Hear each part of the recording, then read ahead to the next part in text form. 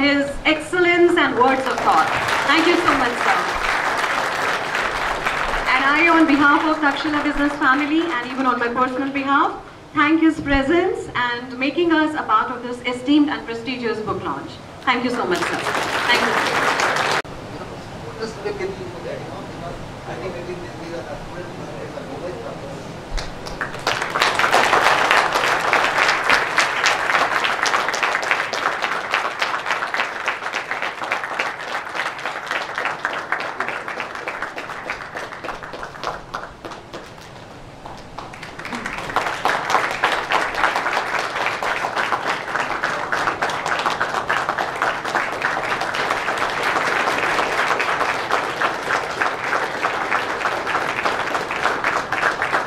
audible, all of you sitting at the back? Yes. I'll feel more comfortable if I can come down and talk from there. Is this okay with all of you? The purpose for writing this book was very simple. This is a topic which has created a lot of upheaval in the economy, and the climate of opinion, if you look at about demonetization and the manner it has been executed.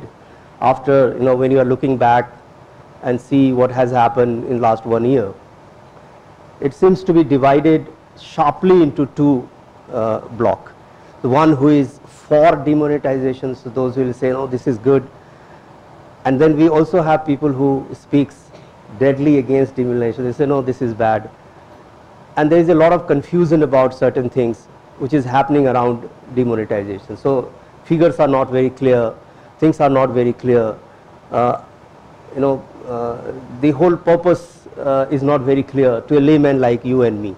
So I thought this is good time that there should be clarity on this topic, and we started jotting down things and writing something on this book. So the purpose of book is to make this topic very simple, look simple, and also educate people, the reader, about the whole phenomenon. This book is all about focusing on all these dimensions. So we looked at all these phenomena. So I'll just quickly give you some kind of overview, and then we'll go back to you. I would like you to ask some questions, and then we'll take it forward. As I said, we'll also do some concept building. So I'll here and there I'll also throw some interesting situations to you which you can react, and then we can take it forward. So approximately 30 to 45 minutes will be fine, sir? Okay, so before we begin, I would like to thank Kishorji, my good friend. As he already mentioned that we have been in touch from last 4-5 years, and we have been good friends. So and he's also almost we share quite a lot in common. He's a dynamic person in the sense that he has a lot of innovative ideas. And then he keeps on doing things, which is very important, because even this morning I was talking to him and I said the future lies with a person who believes in innovation, because the market is so dynamic that you have to keep on innovating.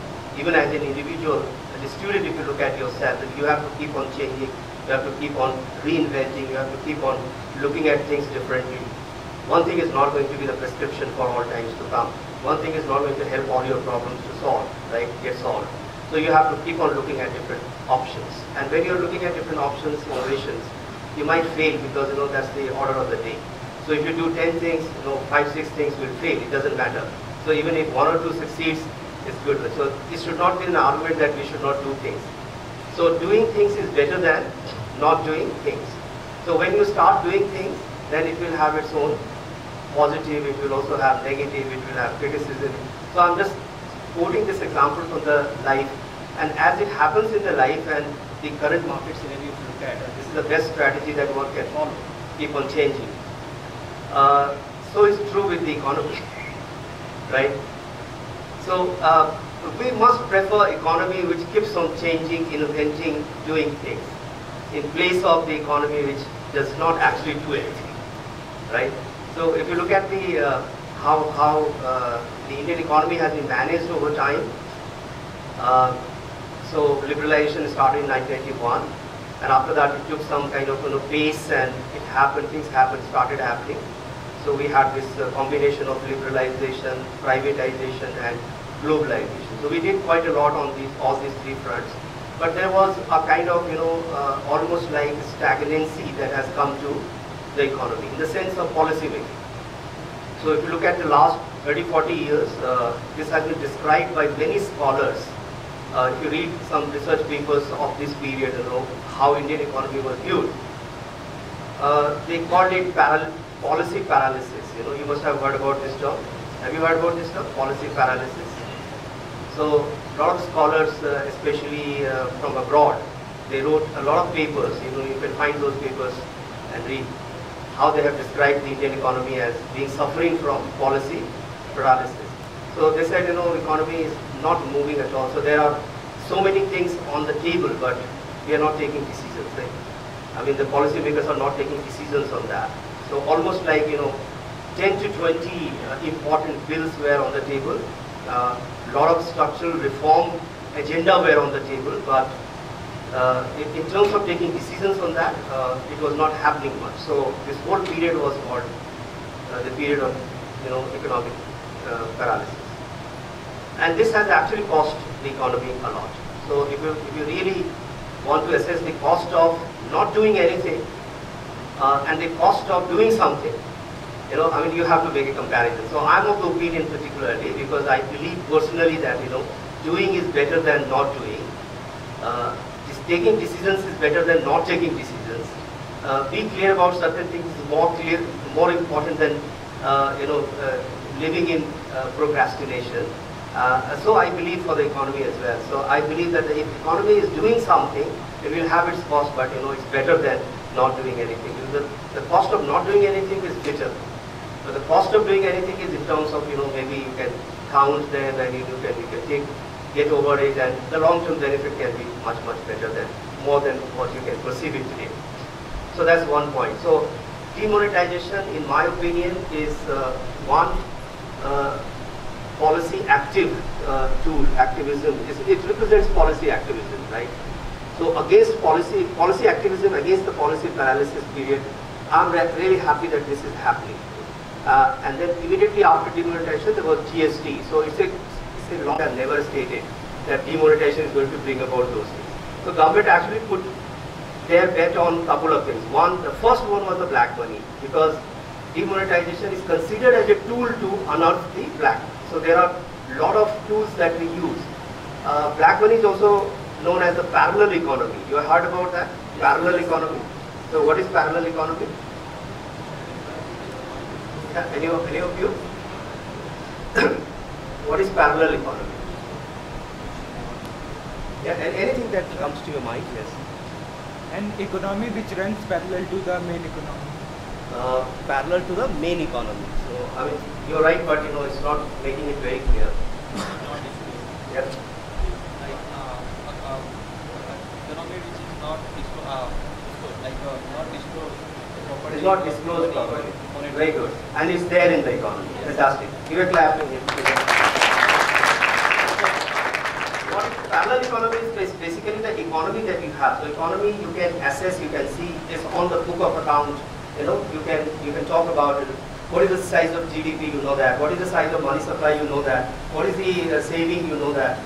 But do you also know that apart from what you know about your economy, there is a parallel things happening in the economy? For example, money supply is one factor in which parallel economy actually gets manifested very hugely, right?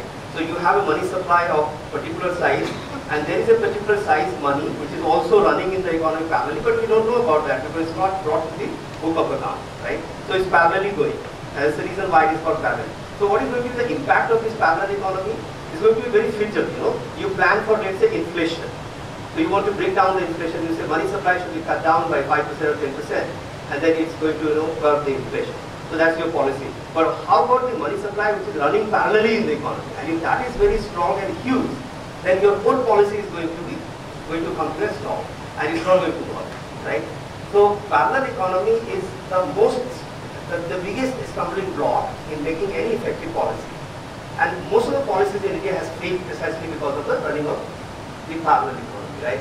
And this has happened in all over the world. If you look at the disintegration of Soviet Russia, So the erstwhile USSR, why it got so much disintegrated?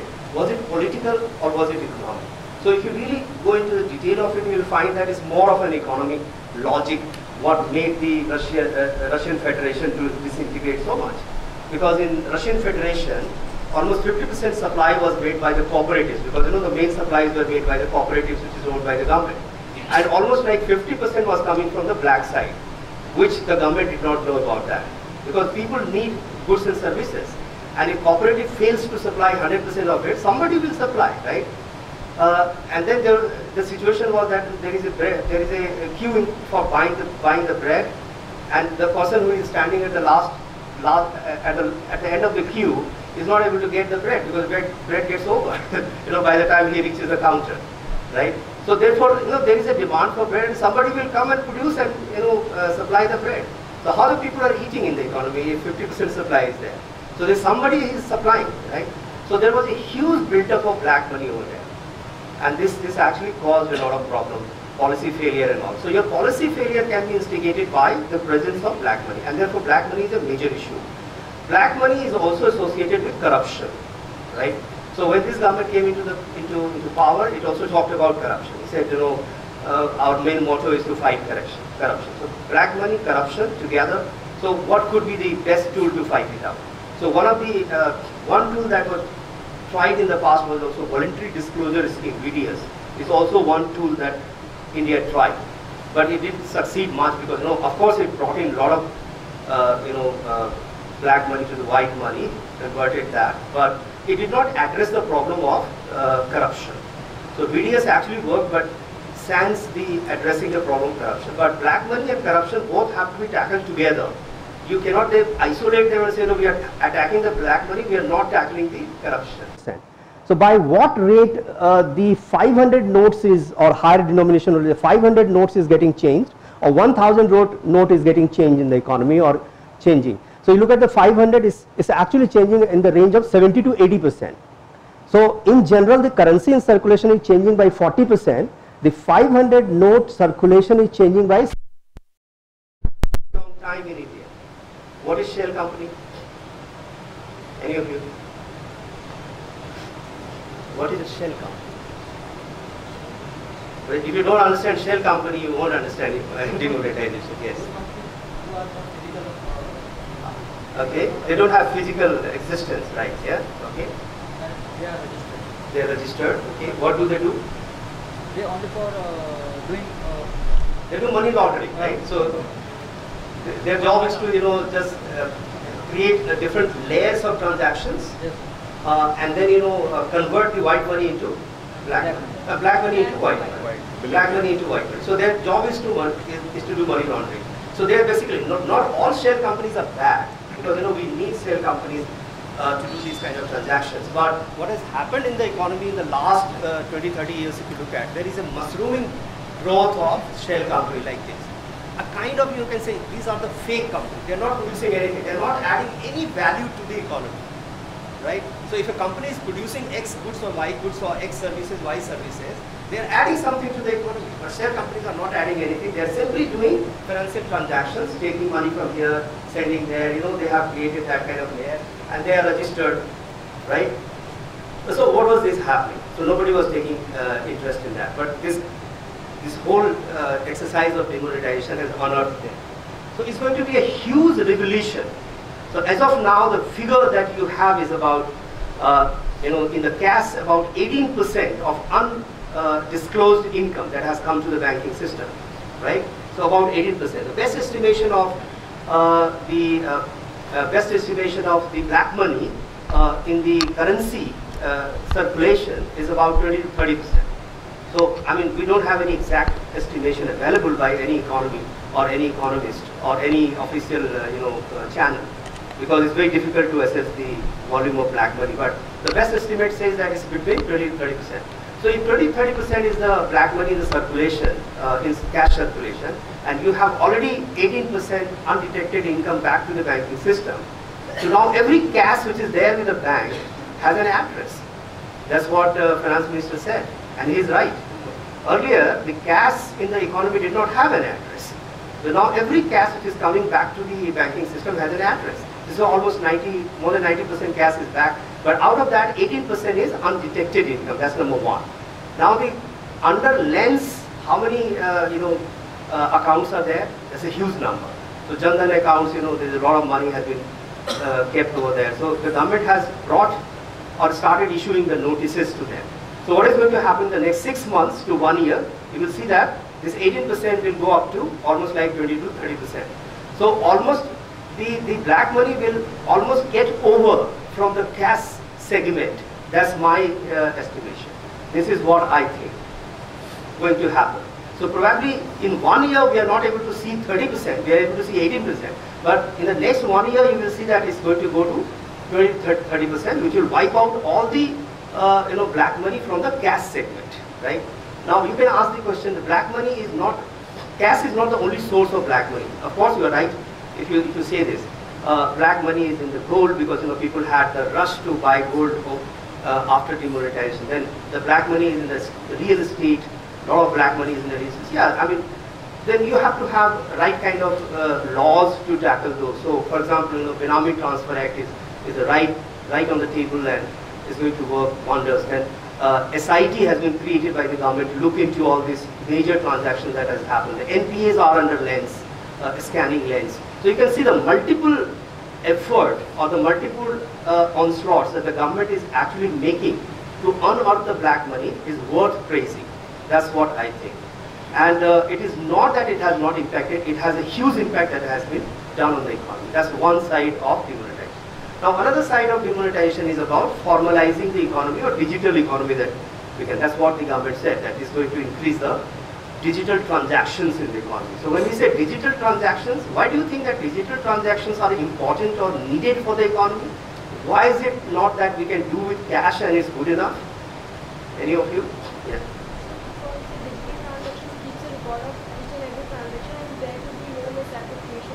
Fantastic, fantastic, good. You see, I mean, in this time frame, when you look at the rest of the world, you look at all these world which are doing good, their economies are doing good, including China, Singapore, or any economy of that sort, which you think is doing better than us. You just look at them. What is the amount of cash transaction happening in these economies?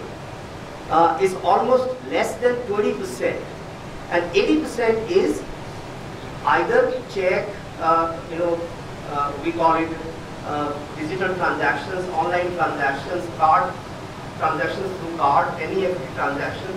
So a lot of things are happening, right? Prepaid instruments are being used, right? PPI, we call it PPI, prepaid instruments. So a lot of prepaid instruments.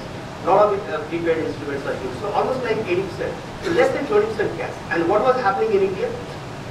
And what is the situation even now? So what was happening in India was, the time when the demonetization was done, what was happening in India is that almost like 90% cash economy, right?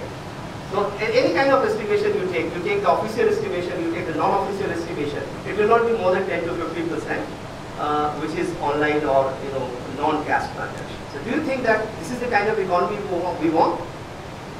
No, I mean, what can change this?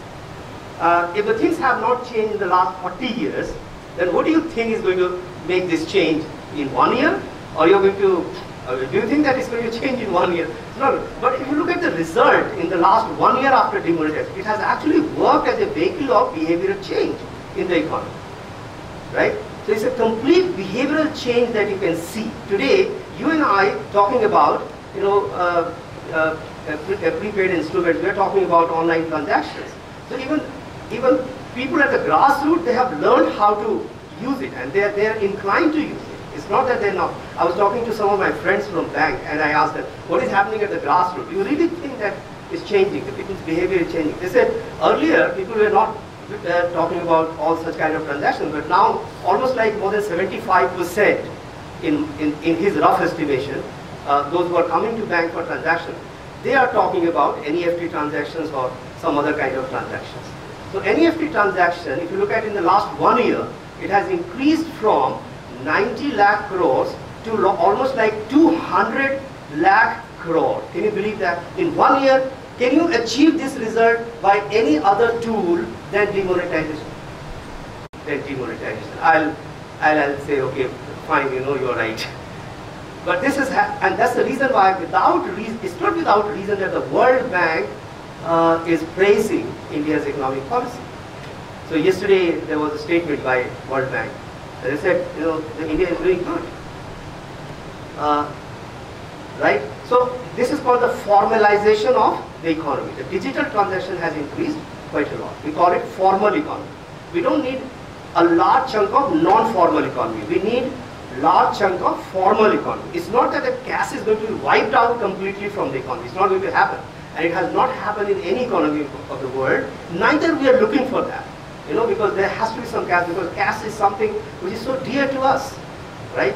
We need to look at cash. We need to touch currency. Right? We need to have it in my pocket. That's going to happen. But most of the transactions has to be online, because the problem in online transaction, is that you have to be honest. The problem is that you have to be honest. So you can't just say that, you know, it's my business, you have no business to talk about it. No, we have business to talk about, right? Have you experienced this, that you have gone to buy anything from a small shop and they will not give you receipt at all? They will not charge you any GST even now. They will not charge you any GST, right? And they will say, okay, aapko le jaiye, koi dikkat nahi hai, right? You ask for formal receipt, they will not give you. Aapko wo kahega ki aap, you know, if you want receipt, you will have to pay this much. If you don't want receipt, you have to pay this much. Are you aware about Aditya transactions? You know, these are basic words, but it's happening in a huge. Aditya transactions are that the transactions are made on a simple, small piece of paper like this, you know, this much of paper, or maybe this much of paper. And they will simply write 3 crore sign.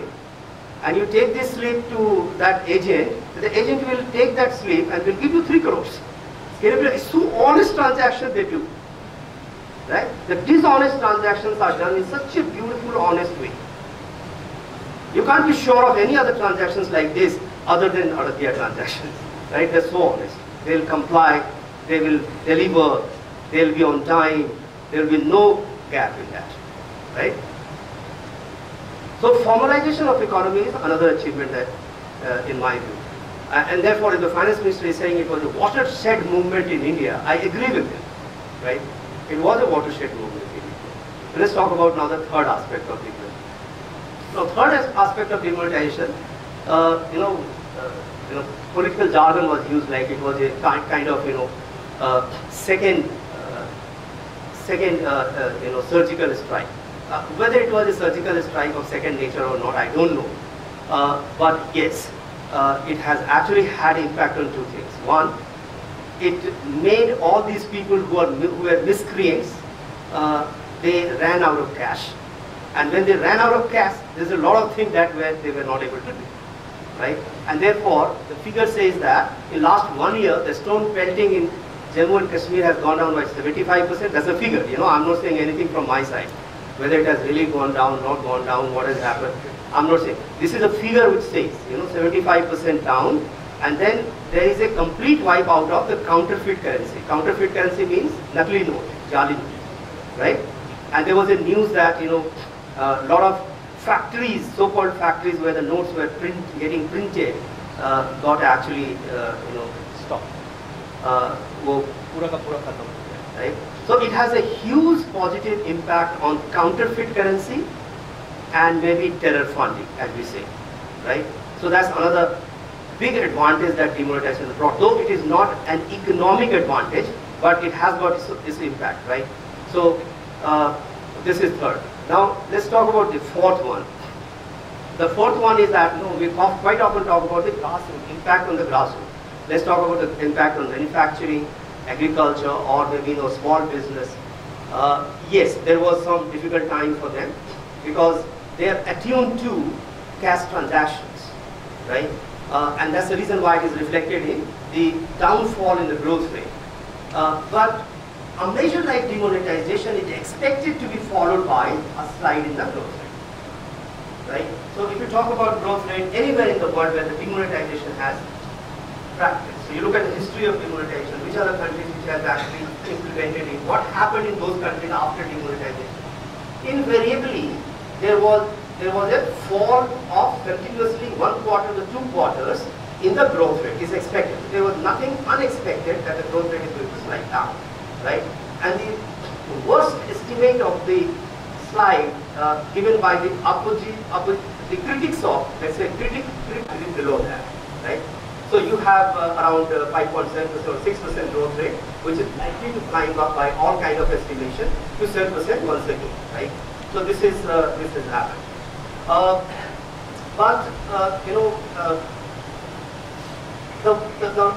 If you look at the implementation of demonetization all over the world, a lot of preparedness are done, and then the refueling of the cash in the economy has been a major issue. And of course, that created a lot of trouble at the last, right? So it's a transition period that has to pass. But if you ask me whether the transition period is over or it is still not over, so I think it's almost over, because now is good enough time to see that the transition period is almost over. And now the time is that you're going to see positive results everywhere. For example, the cash is flooded with, banks are flooded with cash, and then investment is going to come about. The infrastructure is the priority of the government, so a lot of money will go in infrastructure. Then if you look at the number of accounts that has been opened for the poor, it's amazing. It has never happened in the past history of India in the past 50, 60 years, if you look at it. So as many accounts as has been opened, and the direct transfer of subsidy is now happening to the poor.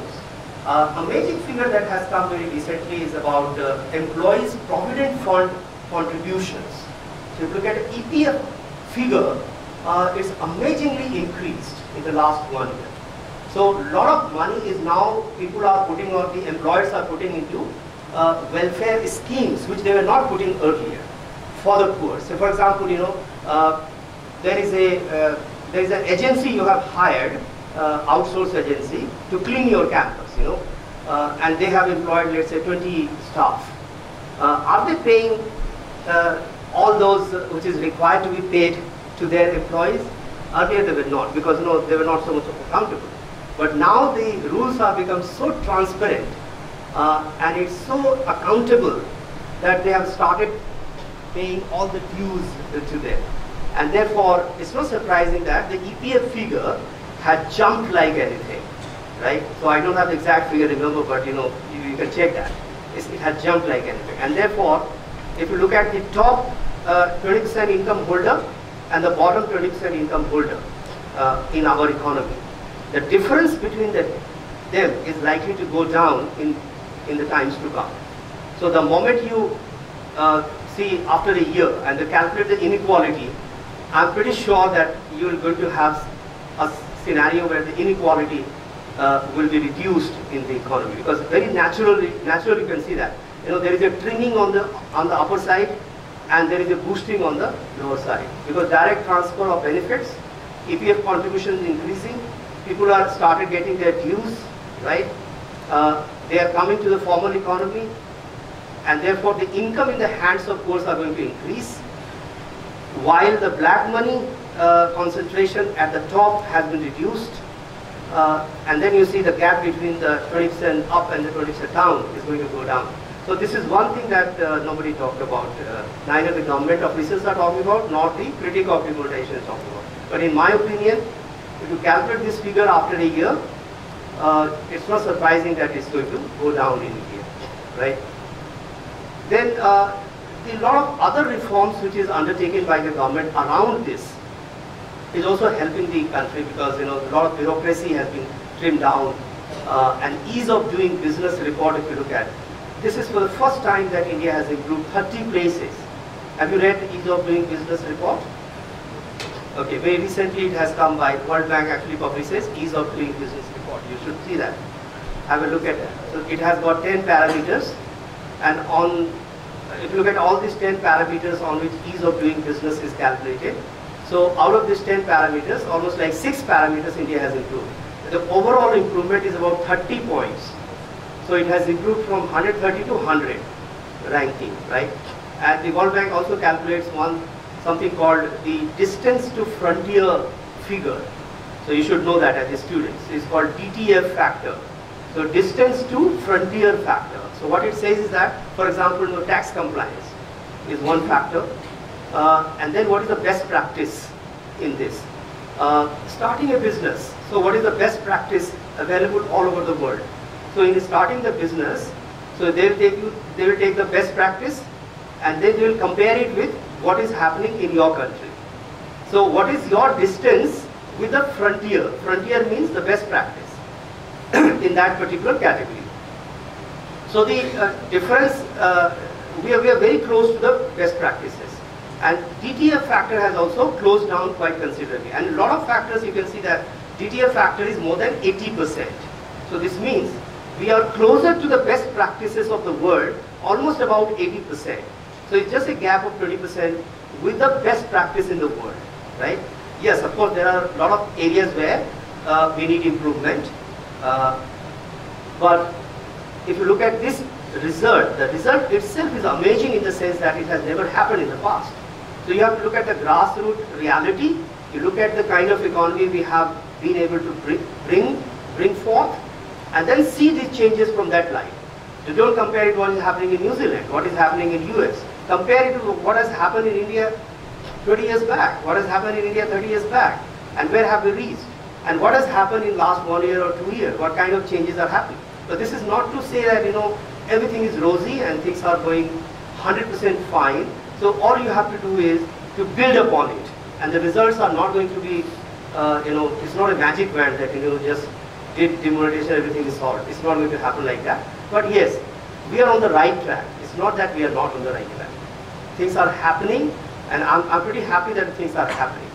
And this has put the Indian economy back to the international map, right?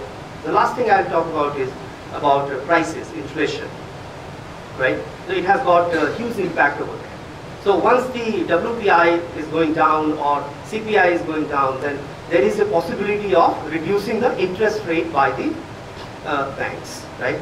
So in India also, you look at this, how this works, the banks are, say the Reserve Bank of India has reduced the repo rate by 25%, 25 BPS or 50 BPS, and the way it is translated into the reduction of the interest rate charged by the bank is very less, and therefore the entire thing is not translated back into the interest rate which is charged by the bank, right?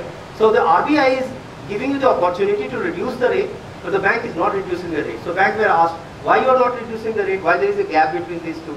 They said, no, we are calculating the total cost of capital. And if you look at the total cost of capital, it's pretty high, and that's why we are not able to reduce the rate.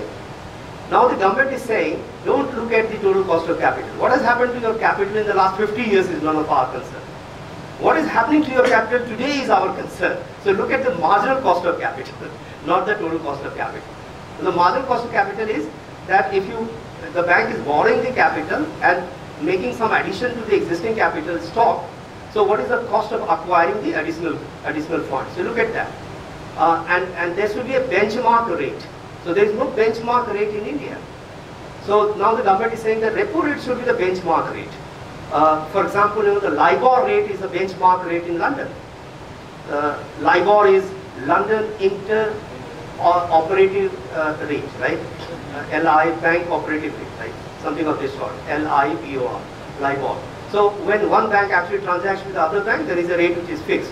And there is no difference in one bank transacting with X bank or the Y bank. But here, there is a lot of difference. So if one bank is transacting with HDFC or with Axis Bank, there will be two different rates. And that's the reason why, as a customer, if you go to Axis Bank, you go to SBI, they will have different rates altogether. And the impact of reduction in repo rate is not fully seen in the interest rate. And therefore, there is no logic for any economic management that if your WPI is lower, if your CPI is going down, and if your repo rate is brought down, why the interest rate should not be brought down, right? There is no logic. So a good economy is the one which actually sees a lower rate of interest and also a lower rate of inflation. And this is not very far to be seen in India. So this is going to happen very soon. And therefore, tightening the noose is very important. So demonetization has come as a tightening of noose to many sections of the society, and the pain is absolutely evident. The pain is not about the fact that that there's something wrong is happening with them. The pain is about that they are being pulled from doing something wrong, right? So more of pain of that sort. Therefore, I believe that it was a drastic measure, and I'm very hopeful. I'm a positive person. I look forward for better results all the time. So I'm sure that it's an optimistic picture for all of us, right?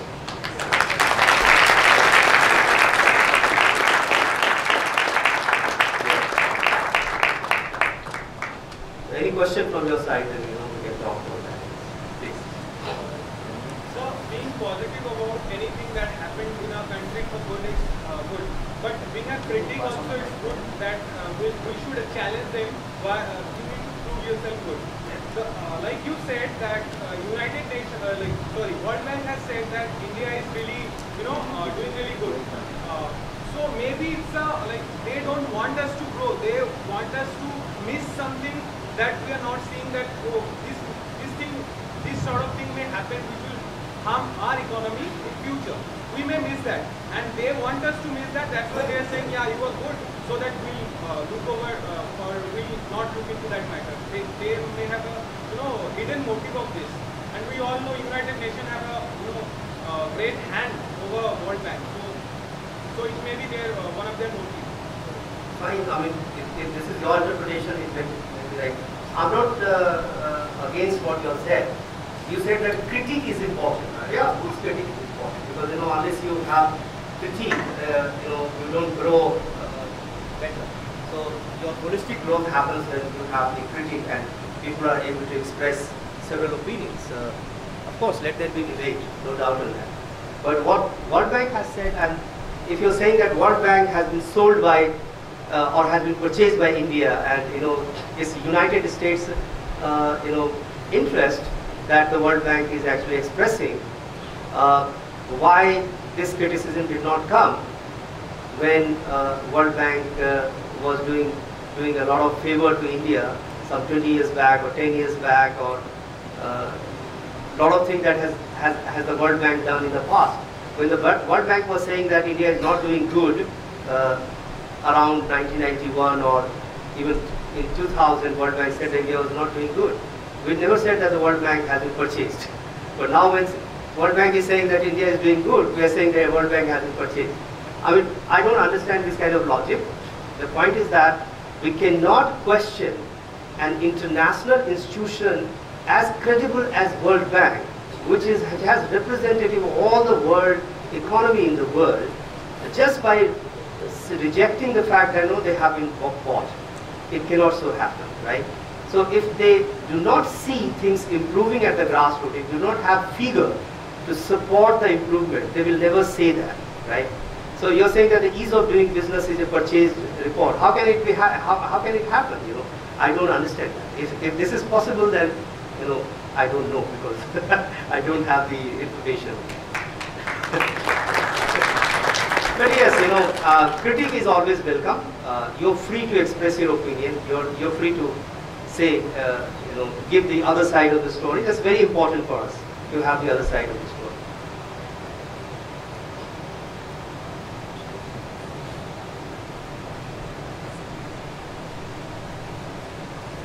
Yes.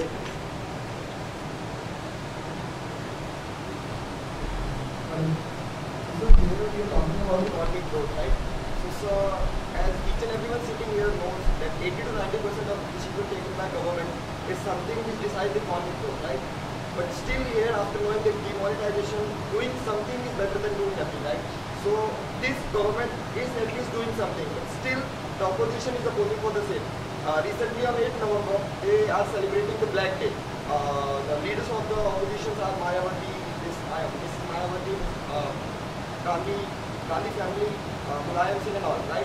So what is your take on that? Don't you think that the political agenda in our country is somewhat we can be called negative, because these people only think about winning the elections. They are not at all thinking about the economic growth, because opposition like Congress have something somewhat we call the legends in economics, and still they are opposing the demonetization. So what is your take on the political agenda of our country? Yeah, I mean, this is very unfortunate for a country like India. You look at right from the beginning itself is happening because the political agenda is taking precedence over economic agenda, and more so the economic agenda is being pushed through the political lens, right? And it's not for the first time that's happening. It's actually been the story of Indian political system. Even Indira Gandhi, when she was in full power, and she was talking about, she was actually lecturing at Food and Agricultural Organization at the International Forum, and she was talking about how food is being used as a part of politics, right? So she herself admitted that political agenda actually drives the economic imperatives. But on the other hand, if you look at the economic factors, or economists themselves, they're not pretty sure about their own, I'm sorry to say that, but they're not also very unanimous in, there has never been a unanimity in the prescriptions. So that's also is guided by what kind of, ideology that you actually follow. So on the one hand, we have the political divisions of the thought process. On the other, among the intellectuals, there is a very sharp ideological divisions in the thought process. So those who are actually liberals or the left-leaning people, they have their own lens of looking at the things. Those who are the right, rightist, those who are the centrist, they will have their own lens of looking at things. And unfortunately, they don't see beyond their lens, right? And therefore, you cannot just expect that if a move is being made by a rightist government, will not be opposed by the leftist government, or if a move is made by the leftist government, will not be opposed by the rightist government. You cannot just imagine it in India. So it's not happening in India. So therefore, that kind of level of maturity to look at what is in the interest of the country, what is actually working, what is not working, is not very much prevalent in our society. And therefore, all of us need to mature in that direction, including the intellectual class, including the politicians, and including you and me. That kind of level of maturity is still missing.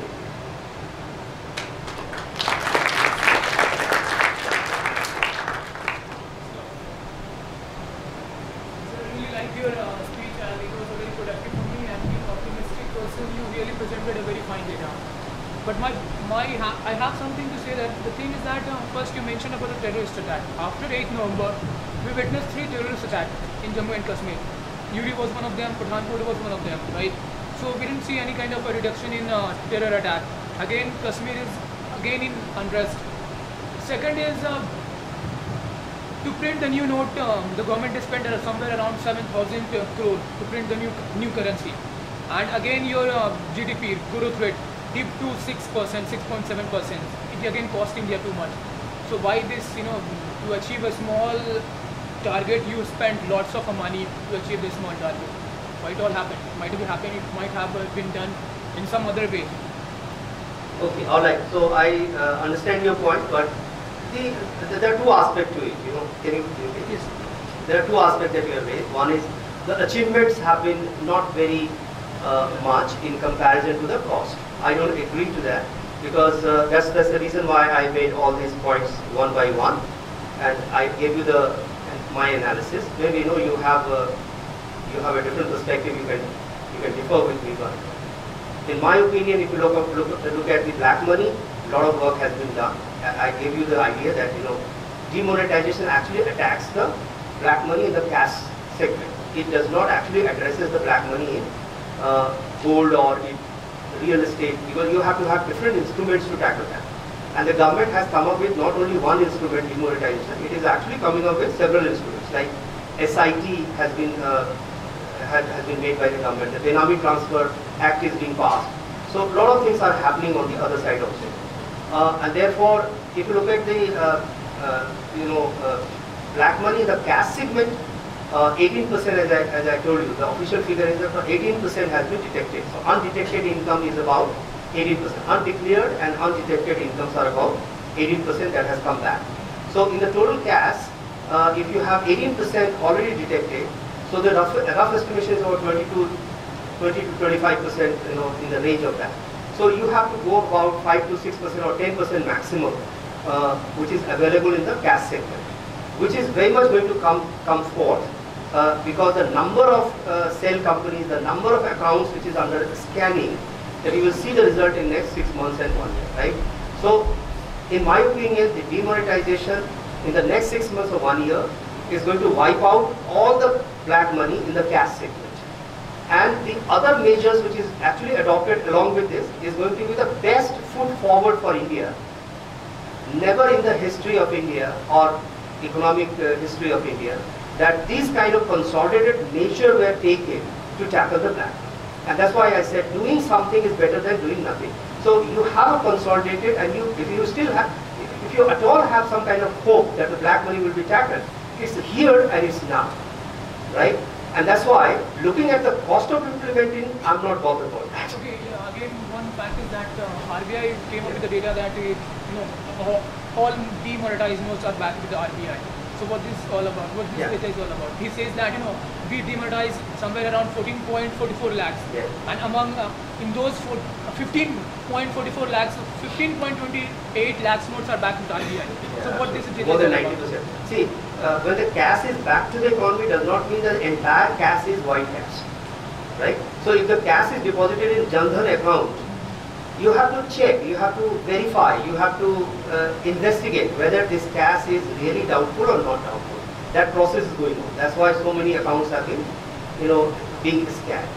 Undetected income is already, being undetected. Income that is already been brought to the government, which is undetected, is about 18%. So, I mean, if somebody is saying that the cash, 90% cash has come back, so there was no black money, that's absolutely nonsensical.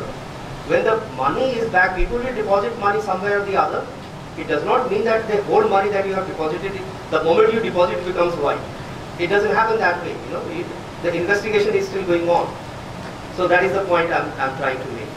Second, that you said, the figure of stone pelting, which was quoted by the finance minister, 75% is down. Is a fact. You cannot deny that, right? Yeah, and one of the reason is the shortage of cash, and it's a fact that the terror funding has got a big hit in the recent time, and you look at any time in the history of terror in India, not so much of impact that has been done, which is being done now, and demonetization is of course one of the things that has hit that. There is no denying the fact. You cannot just deny this, saying that demonetization did not hit that. It hit them very badly.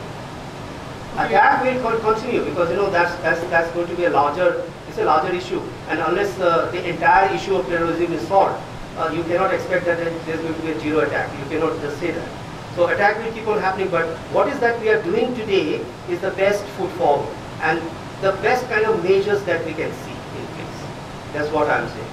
And one thing which I failed to understand while you were giving the speech was that you mentioned about the fact that it was a good sequence followed by demonetization and followed by a GST. How you just elaborate with him?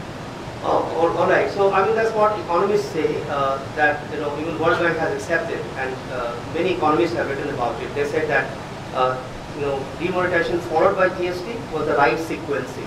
So in the form of economic reform, when you're talking about economic reforms, so GST is also demonetization. GST is also a part of economic reform, larger economic reform, right? So if you look at in the whole setup of economic reform, then the sequencing has to be in terms of black money eradication and then the rationalization of taxes. Because the moment you do rationalization of taxes, first rationalization of taxes and then addressing the black money issue, it is better to address the black money first and then introduce the rationalization of taxes. Yeah, I mean GST. So in sequencing of economic reform, it is considered better that GST followed by demonetization. In GST, the higher rates are now revised. You must have read the news that almost like more than 100, 250 items. The rates are cut. Of course, the best arrangements will take some time. You come up with one framework. It didn't work, 5-6 rates, and then you learn from the mistakes or learn from the experience, and then you start reforming it. So the committee is there, the committee is looking after. after it, right? So the best people are at work, so we don't have to worry about that.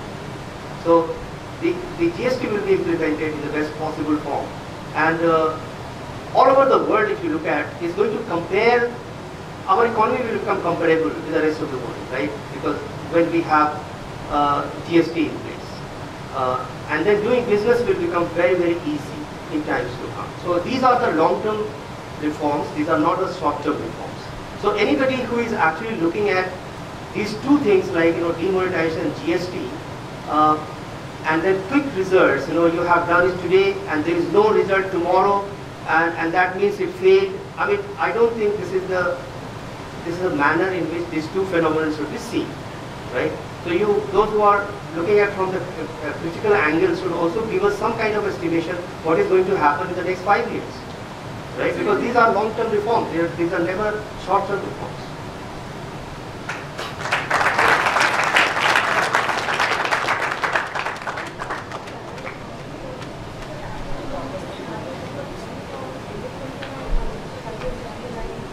Black money, what happens is that once you wipe it out, you cannot just 100% wipe out the black money from any economy, right? So that's one thing you have to understand. But when the black money becomes quite a lot, then it starts, it works as a deterrent and your policy starts failing. So why your economic policies are not succeeding? Also because of the large black money, and this has happened all over the world where the black money has got mounted, right? And therefore onslaught on black money is very important.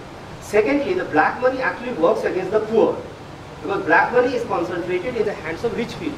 Those who are dealing in the black money or use black money, they are the richest.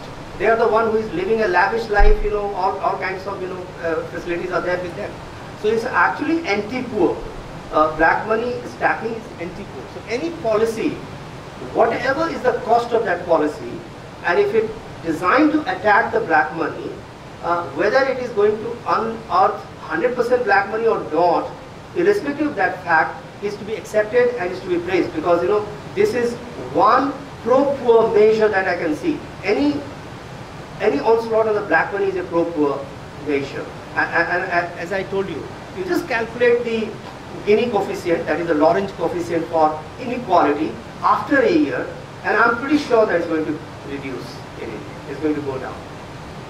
So while demonetization, at the time in the 8th of November 2016, that Kashmir, while in the terrorist attack in the Baramulla sector, they already have 14 lakh of new currency notes.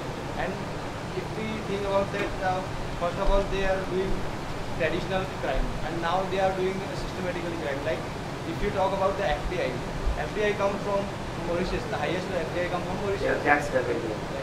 From there, we are doing Indian people are doing money laundering from that, and they provide they already take tax benefit also. Yeah, I totally agree with you. I mean, these are the new channels. Mauritius has a tax haven, so there is a lot of channelization. I mean, these are not the criticism of demonetization. So demonetization is different. People will keep on finding out these kind of ways. If somebody has developed a technology of printing 2000 notes, it's not the fault of demonetization. I mean, this will happen. People are, they will find out a lot of ways. It doesn't matter. But it's okay. I mean, what you're saying is right. There can be several other, lot of avenues from where things will happen, and we'll have to keep eyes on that. So I agree with you.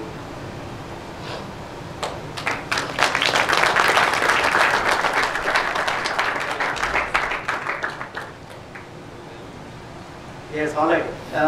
Just one minute, last thing that I just want to test you on a particular concept. Let's see how you respond to that. So here is a situation, right?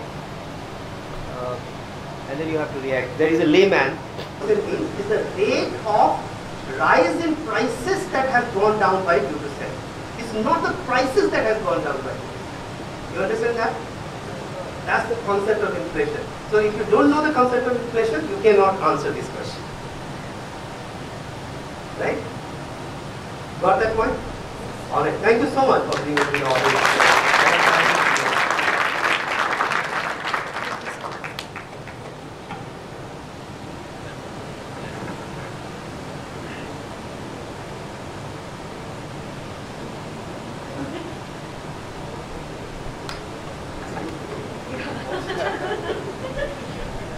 his excellence and words of thought.